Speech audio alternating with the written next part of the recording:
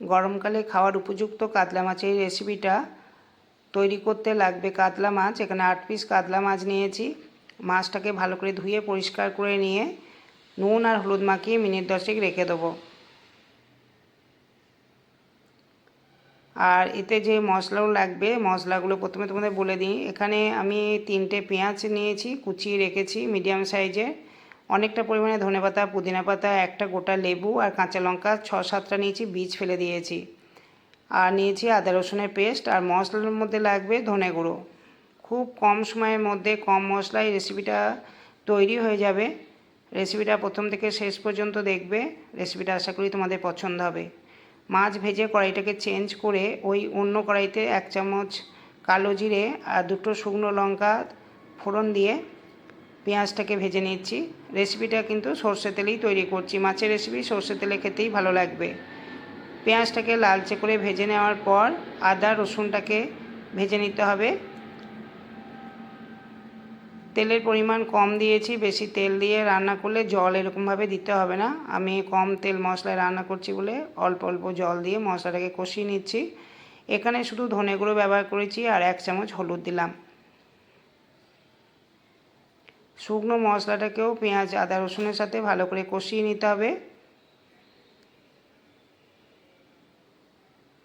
পরিমাণ মতো নুন আর চিনিটা এই পর্যায়ে দিয়ে দিচ্ছি। চিনি দিচ্ছি এই কারণে, এখানে যেহেতু একটা গোটা লেবু ব্যবহার করেছি, একটু টক টক হবে, ওই জন্য 1 চামচ মতো চিনি দিতে হবে। এরপর পুদিনা পাতা, ধনে পাতা, লেবু আর কাঁচা লঙ্কার পেস্টটাকে দিলাম। এই পেস্টটাকে দেওয়ার পরে কিন্তু ভাজলে হবে না, কারণ এতে ফ্লেভারটা চলে যাবে। সেই জন্য আঁচটাকে কমিয়ে এই পেস্টটাকে দিয়ে একটু মশলার সাথে নাড়াচাড়া করে নিয়ে পরিমাণ মতো জল দিয়ে দেবো।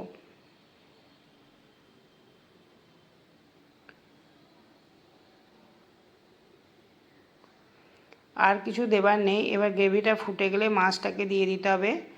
মাছটা দেওয়ার পর 2 মিনিট মতো ফুটিয়ে নিতে হবে। আর সবশেষে আমি হাফ লেবু পেস্ট করার সময় দিয়েছিলাম, আর বাকিটা আছে সেই লেবুর রসটাকে দিয়ে দেবো।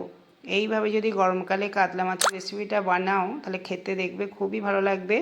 আর এটা শরীরের পক্ষেও ভালো, যেহেতু পুদিনা পাতা ধনে পাতা দেওয়া আছে। পুদিনা পাতা তো পেট ঠান্ডা রাখে, লেবু টক লেবুর টকটাও খুব ভালো লাগবে। অবশ্যই বাড়িতে এইভাবে একবার বানিয়ে নেবে, এটা গরমকালে খেতে খুবই ভালো লাগবে। আর রেসিপিটা কেমন হয়েছে অবশ্যই কমেন্টে জানিও।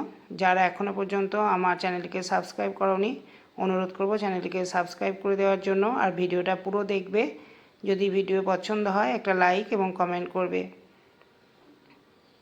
এইভাবে এই মাছের রেসিপিটা তৈরি করে নিলাম। পুরো ভিডিওটা দেখার জন্য তোমাদের অনেক অনেক ধন্যবাদ। নেক্সট দিন আবার দেখা হবে।